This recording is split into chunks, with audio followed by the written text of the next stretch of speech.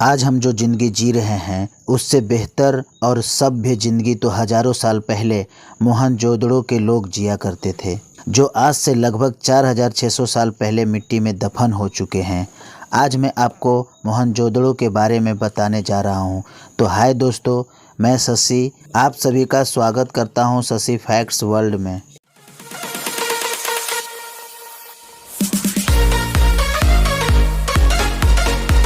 तो आखिर क्या है मोहनजोदड़ो, जानिए 10 से रहस्य। आखिर यह मोहनजोदड़ो देड़ो क्या है, कहाँ है और इसकी प्राचीनता के क्या सबूत है। मोहनजोदड़ो को क्यों इसे दुनिया की सबसे रहस्यमयी सभ्यता मानते हैं। दरअसल मोहनजोदड़ो नामक स्थान को मौत का टीला कहा जाता है। क्यों, आओ जानते हैं मोहनजोदड़ो से संबंधित ऐसे 10 बातों को बारे में जिन्हें जानकर आप हैरान ही नहीं बल्कि गर्व भी करोगे। मोहनजोदड़ो सिंधी भाषा का शब्द है जिसका अर्थ है मुर्दों का टीला। इसे मुअनजोदड़ो भी कहा जाता है। सर्वप्रथम हड़प्पा के विशाल टीलों की ओर ध्यान आकृष्ट किया था। मोहनजोदड़ो सिंधु घाटी सभ्यता का एक नगर है जो विशाल काया टीलों से प्राप्त हुआ है। यह नगर सिंधु घाटी के प्रमुख नगर हड़प्पा के अंतर्गत आता है। सिंधु नदी के किनारे के 2 स्थानों हड़प्पा और मोहनजोदड़ो पाकिस्तान में की गई खुदाई में सबसे प्राचीन और पूरी तरह विकसित नगर और सभ्यता के अवशेष मिले। सिंधु घाटी सभ्यता को हड़प्पा सभ्यता का नाम दिया था, जिसे अर्ध ऐतिहासिक युग का माना गया। इस सभ्यता की समकालीन सभ्यता मेसोपोटामिया थी। हड़प्पा और मोहनजोदड़ो पाकिस्तान के पंजाब प्रांत में स्थित मोंटगोमरी जिले में रावी नदी के बाएं तट पर हड़प्पा नामक पूरा स्थल है, जबकि पाकिस्तान के सिंध प्रांत में लरकाना जिले में सिंधु नदी के दाहिने किनारे पर मोहनजोदड़ो नामक नगर करीब 5 किलोमीटर के क्षेत्र में फैला हुआ है। मोहनजोदड़ो को हड़प्पा की सभ्यता के अंतर्गत एक नगर माना जाता है। इस समूचे क्षेत्र को सिंधु घाटी की सभ्यता भी कहा जाता है।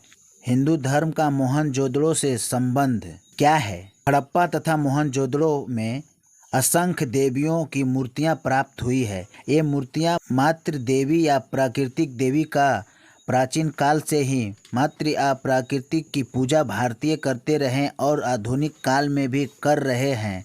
यहाँ हुई खुदाई से पता चला कि हिंदू धर्म की प्राचीन काल में कैसी स्थिति थी। सिंधु घाटी का सभ्यता को दुनिया का सबसे रहस्यमयी सभ्यता माना जाता है, क्योंकि इसके पतन के कारणों का अभी तक खुलासा नहीं हुआ।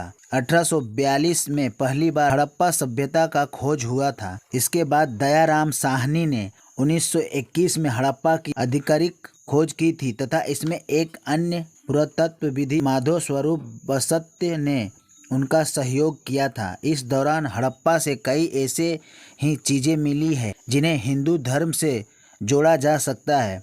पुरोहित की एक मूर्ति, बैल, नंदी, मातृ देवी, बैलगाड़ी और शिवलिंग। 1940 में खुदाई के दौरान पुरातात्विक विभाग के MS वत्स को एक शिवलिंग मिला जो लगभग 5000 वर्ष पुराना है। ऐसा माना जाता है कि 2600 ईसा पूर्व अर्थात आज से करीब 4616 वर्ष पूर्व इस नगर की स्थापना हुई थी। कुछ इतिहासकारों के अनुसार इस सभ्यता का काल निर्धारण किया गया है लगभग 2700 ईसा पूर्व से 1900 ईसा पूर्व तक का माना जाता है। हड़प्पा के इस नगर मोहनजोदड़ो को सिंह का बंग कहा जाता है। इतिहासकारों के अनुसार हड़प्पा सभ्यता का निर्माता द्रविड़ लोग थे।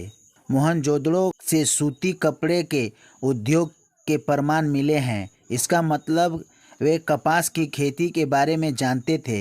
इतिहासकारों के अनुसार सबसे पहली बार कपास उपजाने का श्रेय हड़प्पा वासियों को ही दिया जाता है। हड़प्पा सभ्यता का मोहनजोदड़ो से कपड़ों के टुकड़े के अवशेष, चांदी के एक फूलदान के ढक्कन तथा कुछ अन्य तांबे की वस्तुएं मिले हैं। यहाँ के लोग शतरंज का खेल भी जानते थे और वे लोग लोहे का उपयोग करते थे। इसका मतलब यह है कि लोहे के बारे में भी जानते थे। यहाँ से प्राप्त मोहरों सर्वोत्तम कलाकृतियों का दर्जा प्राप्त है। हड़प्पा नगर के उत्खनन से तांबे की मोहरें प्राप्त हुई है। इस क्षेत्र की भाषा की लिपि चित्रात्मक थी। मोहनजोदड़ो से प्राप्त पशुपति की मुहर पर हाथी, गैंडा, बाघ और बैल अधिक है। हड़प्पा के मिट्टी के बर्तन पर सामान्य लाल रंग का उपयोग हुआ है। मोहनजोदड़ो से प्राप्त विशाल स्नान नगर में जल के रिसाव को रोकने के लिए ईंटों के ऊपर जिप्सम के गारे से ऊपर चारकोल की परत चढ़ाई थी, जिससे पता चलता है कि वे चारकोल के संबंध में भी जानते थे। मोहनजोदड़ो और हड़प्पा सिंधु घाटी का सबसे पुरानी और सुनियोजित नगर का दयाराम साहनी तथा माधो स्वरूप वत्स ने 1921 ईस्वी में हड़प्पा सभ्यता की खोज की थी, जबकि मोहनजोदड़ो की खोज रामखलन दास बनर्जी ने की थी। यह दोनों ही नगर पास पास है। मोहनजोदड़ो को विशाल स्नान नगर का सबसे महत्वपूर्ण सार्वजनिक स्थल कहते हैं और विशाल स्नान नगर के निकट विशाल कक्ष 20 स्तंभों पर आश्रित है। यहाँ 8 फीट गहरा, 23 फीट चौड़ा और 30 फीट लंबा कुंड भी है। इसमें वाटरप्रूफ ईंटें भी लगाई हुई है। ऐसा माना जाता है कि इसका इस्तेमाल नहाने के लिए किया जाता था। इस नगर की सड़कों और गलियों आज भी घूमा जा सकता है। यहाँ की दीवारें और सड़कें आज भी काफी मजबूत है। मोहनजोदड़ो की खुदाई में इस नगर की इमारतें, स्नान घर, मुद्रा, मुहर, बर्तन, मूर्तियाँ, फूलदान आदि अनेक वस्तुएं मिली है। हड़प्पा सभ्यता के मोहनजोदड़ो से कपड़ों के टुकड़े का अवशेष, चांदी का एक फूलदान के ढक्कन तथा कुछ अन्य तांबे और लोहे की वस्तुएं मिली है। यहाँ से काला पड़ गया गेहूं, तांबे और कांसे का बर्तन, मोहरों के अलावा चौपड़ की गोटियां, दिए, माप तौल के पत्थर, तांबे का आईना, मिट्टी का बैलगाड़ी, खिलौने, मिट्टी के कंगन और पत्थर के औजार भी मिले हैं। यहाँ खेती का, पशुपालन संबंधी कई अवशेष मिले हैं। बताया जाता है कि सिंध के पत्थर और राजस्थान के तांबे से बने उपकरण यहाँ खेती में इस्तेमाल किए जाते थे। सब प्राप्त होता है कि पृथ्वी की रचना अंतरिक्ष में हुई बदलाव, भूकंप और जलवायु परिवर्तन के चलते जहाँ सरस्वती भूमिगत हो गई,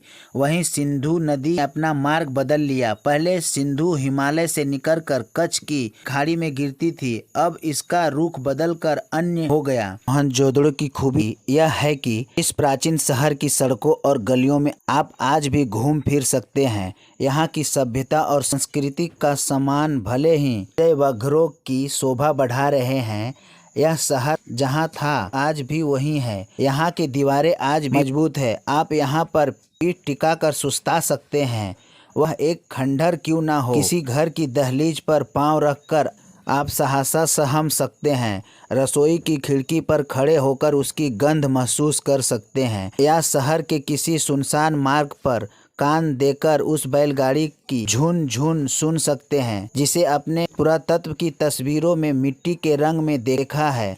सच है कि यहाँ की आंगन की टूटी फूटी सीढ़ियाँ अब आपको कहीं नहीं ले जा सकती। वे आकाश की तरह अधूरी रह जाती है, लेकिन उन अधूरे पायदानों पर खड़े होकर अनुभव किया जा सकता है कि आप दुनिया की छत पर हैं। वहां से आप इतिहास को नहीं, उसके वर्तमान पर झांक सकते हैं। यह नगर भारत का सबसे पुराना थल चिन्ह कहा गया है। मोहनजोदड़ो के सबसे खास हिस्से पर मेदुसुप्त है।